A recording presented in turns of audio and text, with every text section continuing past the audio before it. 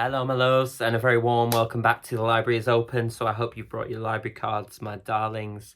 It's week 4 already, madness, of the Deansgate Waterstones Summer Reading Challenge. If you don't know what I'm talking about, I'm that sorry. I'm so sorry. But you can go back and have a look on my channel. Basically, I'm doing the aforementioned challenge, which has a set of 25 in all prompts for reading.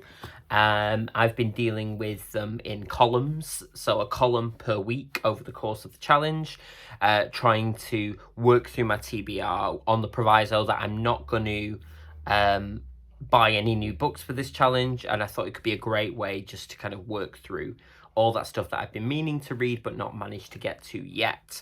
So yeah, as I say, I've done 3 weeks worth now of these, and this is the 4th week. And as per my previous ones, what I'm going to do is go through what I read based on last time's prompts and just give you a quick overview of how I got on with them and whether I liked them or not, whether I would recommend them to you. And then I am going to show you the next set of prompts and then tell you what I'm going to read for that. And won't that be nice? I would just like to point out today I'm wearing my lovely Melanie C t-shirt because I just managed, this was a gift from my friend Beth from work, who is very, very lovely. And I have just managed to get myself front row seats to watch Melanie C in conversation at the Liverpool Everyman in September. Which is going to coincide with the release of her autobiography, so that's really, really exciting. So I'm on a high from that. I've also just been to see, well, it won't be by the time you see this, but just been to see Jane McDonald in concert at the Lowry, and bought myself a Camp Little badge. Just camp all the way here. Well, Vegan Queens wise, we've had a big weekend of gigs that were absolutely lovely. We played the Oldham Coliseum on Friday night, which was an ambition of mine. I've never worked at the Coliseum before. It's one of the theatres I've always wanted to work at. I worked at the Royal Exchange, I've worked at home, but I haven't worked at the Coliseum, and now I have, so that was lovely. And then on Saturday we played Oldham Pride on like the main stage in Oldham Centre, which was also lush. So that explains again why I have no eyebrows. If you ever wondered, that's why. Because I shave them off and redraw them on when I'm playing or being miasma. And yeah, it's just a bit of information for you there, the more you know. So anyway, let's get into what I read for the last set of prompts. So the first prompt last time was to read a 2022 debut, and I chose to read James Kyle's Typolo Blue, which I still haven't checked the pronunciation of, so I hope that's right. This one was about a professor at Cambridge, professor of art history. It's set in the 90s, and he sort of ends up leaving there after a kind of confrontation with modern art and moving to London, where he encounters a young kind of up-and-coming, I guess, Britpop kind of alternative artist, and in doing so discovers more about his sexuality, his life, what he really wants from life, and also the fact that he's been kind of, hopefully no spoilers here, living a lie for quite a lot, and there's a lot he doesn't know. This was really, really interesting. I liked this a lot, actually. It reminded me very much of, and I don't know if the author will thank me, but it really did, not necessarily in terms of writing style particularly, but in terms of content. It reminded me a lot of Alan Hollinghurst, in particular, elements of the Swimming Pool Library, and in some ways the Sparsholt Affair as well. But I thought this was really, really interesting, particularly if you like art or Cambridge or reading about the 90s, all of which I do. Not Cambridge Uni, I didn't go there, obviously, but I have visited there, and it's very pretty. Even the graffiti's not full of swear words, it's great. But I thought this was a really, really strong one. This was the first one I read as part of this set of prompts, and I really liked it. The ending is not what I expected, but it makes sense. It was an interesting, strong choice. And these end papers, can we just... It's beautiful. Beautiful, she said. The second one was to read a book that is less than 200 pages. So I reached for my lovely Edouard Louis, and A Woman's Battles and Transformations, which I mentioned in my most anticipated books and had got because I'd pre-ordered it. As I've said before, I met the author at an event at Waterstones years ago and thought he was really, really lovely. That's him. What he does that I think is gorgeous is that, I mean, he writes in French, obviously, because he's French, and this translation is by Tash Orr. But he writes so sparingly. There's no waste of any of the words or any of the language or anything. But you can tell that he's really carefully curated the way that he talks about these really big issues in deceptively kind of simple prose. I read this all in one go because it's really not long at all. The actual text is about 115 pages, but it's quite spaced out as well. And this was about his mother and what had happened to her in her life, being a working class French person living in the countryside and having a difficult relationship with a partner who was, I think we can say, abusive.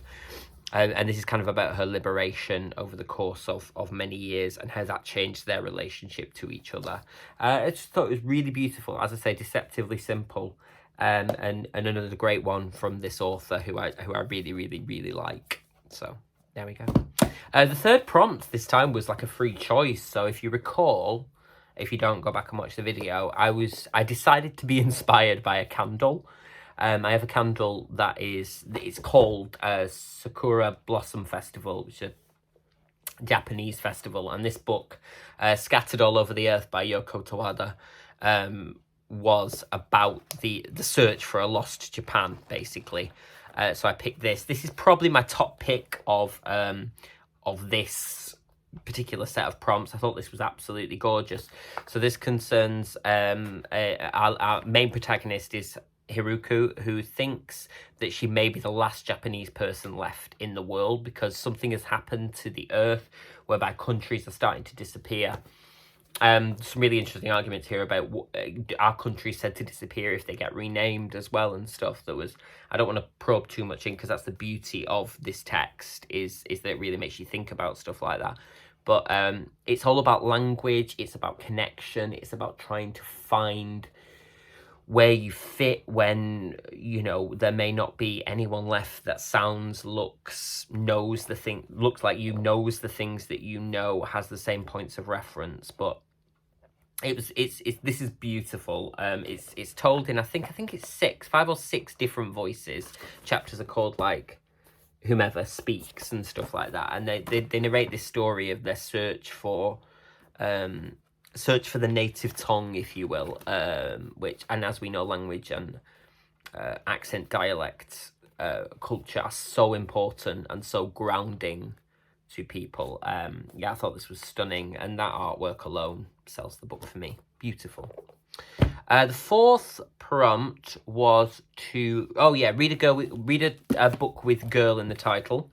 So I decided to read the Ophelia Girls by Jane Healy, which is set dual timeline. It's set in 1973 and the summer of 97, and in 73 it concerns 5 teenage girls who make it a summer project to recreate the pre-Raphaelite paintings, particularly posing themselves as Ophelia drowning in the river. And then in the 90s, one of the girls, Ruth, has become a mother, and it's about her daughter and them negotiating their relationship. The daughter's been really ill and she's now better, and then someone from Ruth's past comes back into her life and sets off a kind of chain reaction, and we finally discover what really happened that summer in the 70s. This was interesting. I liked a lot of it in the sense that it was a pleasurable read. If I'm honest, it wasn't quite what I expected it to be, if I can say that, and that's not a critique of the author per se. It's a taste thing, isn't it? Yeah, when we kind of got to the denouement at the end, there was an element for me, and this is to do with my expectations. I would really like to reiterate that. I was like, oh, is that it? You know, does that make sense to you? Sometimes you kind of think it's going to be something more than it is, in terms of, maybe I'm just used to like thriller denouements, and that's not necessarily what this is, although there are elements of mystery and thriller in here. It's more of a meditation on growing and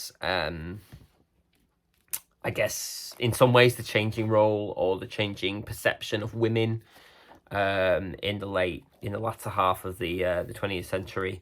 But yeah, I don't know. I enjoyed this, but I feel like now I've read it, it's not going to be one of those that I go back and reread, if that makes any sense. But it has been on my TBR for a while, so I'm glad to have ticked it off. So that's that. And for the final prompt, I actually don't have a physical book to show you, unfortunately, because I listened to this one on audiobook, which was my intention. And this was The Bread the Devil Need by Lisa Allen Agostini.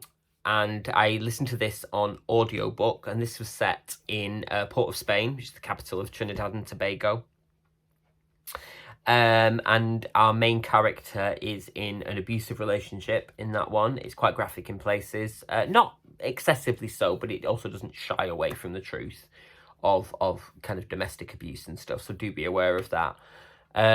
The author read it and narrated it beautifully in her native accent, as she darn well should, which really, it was beautifully evocative in terms of the rhythms and the speech patterns and so on and so forth, that really made the experience so much better. I think that's why I decided to listen to it on audiobook. Yeah, I really liked this one. It was very easy to listen to. Like I said, she's got a very musical voice that's very pleasant to the ear. But doesn't shy away from, and in fact, in many ways, exacerbates the real, you know, horror, human horror at the heart of the story. And ultimately, it's a story of a woman, I think, taking control of her own destiny. She's not a perfect character, whatever that means, but she does feel real. She's taciturn, she's moody, she's been through an awful lot, and she, no spoilers, comes out the other side a kind of changed person. So I really enjoyed that. It was a good one. Would absolutely recommend the audiobook. Okay, so without further ado, let's look at the next set of prompts, shall we? For I think this is the second to last set of prompts now, so it's all getting very exciting. Okay, so let's look at this new set of prompts. As I said, I've highlighted in yellow now. You can see the ones there that I've ticked off. So the first is review a book on Waterstones.com. I don't know which one of those I'll do. I might leave that till the end of the challenge. We have a book with a purple cover. Then we have the last book you bought. Oh, gosh. A book recommended by a friend. And a book by an LGBT plus author. Right then, let's get to it. Okay, so here we are, the grand reveal. So the first one was to review a book on Waterstones.com. Like I said in the voiceover there, I don't know what I'm going to do for that yet. I might leave that till right at the end of the challenge. And maybe what I will do, in fact, yes, this is what I will do. I will review my favourite. I'll do a wrap-up of the whole thing. And I'll review my very favourite book of everything that I've read. Decision made. Okay, so the second one is a book with a purple cover. And I really struggled with this. And there was like two that I think I had. So I decided to go with The Lost Apothecary, which I got, I think I actually bought this over lockdown, the first or second lockdown, I can't remember. This is by Sarah Penner. And this is a beautiful cover, isn't it? And this is about, it's a dual timeline book. One timeline is the 18th century. And there's a secret apothecary shop that caters to an unusual kind of clientele. Women across the city whisper of a mysterious figure named Nella who sells well-disguised poisons to use against the oppressive men in their lives. But the apothecary's fate is jeopardized when her newest patron, a precocious 12-year-old, makes a fatal mistake. And then the second timeline is present-day London, with an aspiring historian called Caroline who spends her 10th wedding anniversary alone running from her demons. When she stumbles on a clue to the unsolved apothecary murders that haunted London 200 years ago, her life collides with the apothecary's in a stunning twist of fate. and not everyone will survive. So this sounds good. This sounds really, really interesting and quite a nice little read for the summer, which is, of course, the point and name of the challenge. So that's my purple one. The second prompt was the last book you bought. Now, I'm going to be honest with you, library lovers. I did buy a book, even though I said I wasn't going to. But then I wouldn't have been able to fulfill this challenge, would I? Well, I suppose I would. It would literally just be the last book I bought, but coulda, woulda, shoulda. So anyway, the other day when I went out, I bought this, which I'd seen online and wanted. So this is The Rabbit Hutch by Tess Gunty. I know very little about this other than the promos. So let's go with the blurb. It says, Blondine isn't like the other residents of her building. An online obituary writer, a young mother with a dark secret, a woman waging a solo campaign against rodents, neighbours separated only by the thin walls of low-cost housing complex. Oh, smells great, sorry, I got distracted. Of a low-cost housing complex in the once-bustling industrial centre of Vacaville, Indiana. Welcome to the Rabbit Hutch. Blondine shares her flat with 3 teenage boys she neither likes nor understands. All now aged out of the state foster care system that has repeatedly failed them, all searching for meaning in their lives. Set over one sweltering week in July. Oh, that's good. I could have had this for a book set in summer. Well, who knew? And culminating in a bizarre act of violence that finally changes everything. The Rabbit Hutch is a savagely beautiful and bitingly funny snapshot of contemporary America. Okay, so honesty is the best policy. And that is the last book I bought. I actually bought it 2 days ago. So bad, but useful. The next prompt was to read a book recommended by a friend, and I'm reading a recommendation from my best friend, the lovely Paul, aka Gemini, from Those Vegan Guys and The Vegan Queens. And Paul recommended David Mitchell's Black Swan Green. We have both read Cloud Atlas, so I know that we share a similar taste in some of the books we read. And I haven't read this David Mitchell one, and Paul has, and said they really enjoyed it. So this is set against the sunset of an England still overshadowed by the Cold War, and charts 13 months in the life of a 13-year-old as he negotiates the black hole between childhood and adolescence. I mean, David Mitchell is a wonderful writer, so that's kind of all I need to know. Full disclosure, I have already started this, and thus far it is very, very good. I'm up to page 110. It's kind of about nothing, but it's about everything in being about nothing, which I love that kind of writing. So looking forward to cracking on more with this. And then finally, a book by an LGBT plus author. I've decided to finally get round to this book that I received for my birthday last year. And it's the autobiography of Skin from Skunk Anansie, who I absolutely adore. And it's called It Takes Blood and Guts. And this is basically their story. You know, as a black queer woman in the music industry, playing rock music at a time when that was not seen as something to be celebrated, or, you know, and it's about... Well, it's just about her life, isn't it, basically? And who she was, is, and will be. And if I haven't mentioned, which I absolutely have, but I'm saying it again, I love Skin so much. And I think Skunk Anansie are a brilliant, brilliant band. If you haven't listened to them, I really would recommend. They have a single that just came out. I can't remember the name off the top of my head. Came out this year. What's it called? I can't remember, but it's excellent. I'll link it in the description anyway for you to enjoy. So there we go. That's the penultimate set of prompts for the Summer Reading Challenge. I'm having an absolute ball with this, and I hope you've been enjoying this content. I just try and mix things up, you know, try and do things a little bit differently so it doesn't get stale. So as usual, drop me a comment or whatever you like. Just say hello if you want. I love hearing from you, as always. In the meantime, put your library cards somewhere safe. Worship Melanie C, just as a matter of principle. And until next time, please be safe, be well, and keep sniffing those books. Lots of love. Mwah.